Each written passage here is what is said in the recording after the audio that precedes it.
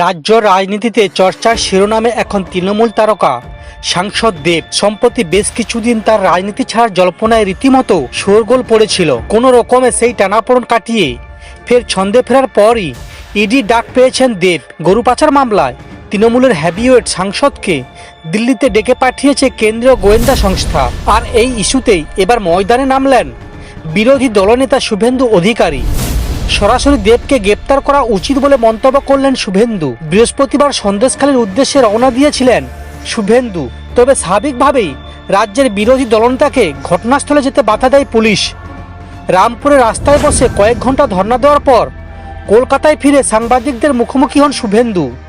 সেখানে দেবকে নিয়ে বিস্ফোরক দাবি করে শুভেন্দু বলেন, গরু পাচারের টাকা যে দেবের ব্যাংক অ্যাকাউন্টে ঢুকেছে তার প্রমাণও রয়েছে। এদিন জোর গলায় শুভেন্দু বলেন, দেব তো এনামুল হকের কাছ থেকে টাকা নিয়েছে, অ্যাকাউন্টে টাকা নিয়েছে। এর আগে নিজাম প্যালেসে সারাদিন জেরা করা হয়েছে। ইডি কেন এতদিন দেরি করলো? ওকে কাস্টডিতে নেওয়া উচিত। গরু পাচারে 5 কোটি টাকা নিয়েছে এনামুলের কাছ থেকে, সেই টাকায় সিনেমা করেছে। খোঁচা দিয়ে বিরোধী দলনেতা বলেন, এত লোক থাকতে ইডি আপনাকেই ডেকেছে কেন? ডাল মে কুছ কালা হ্যায়।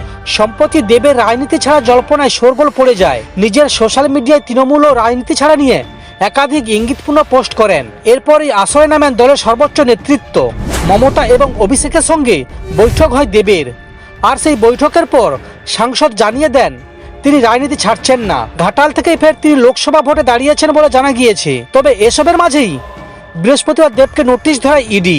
রাজনৈতিক ছন্দে ফেরার পরই দিল্লিতে তলব করা হয় ঘাটালের সাংসদ দেবকে।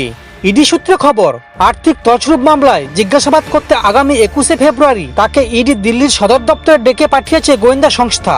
বেশ কিছু নথি নিয়ে তাকে হাজিরা দিতে বলা হয়েছে।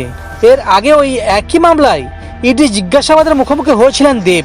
সমস্ত খবর দেখতে এই চ্যানেলের সঙ্গে থাকুন। ধন্যবাদ।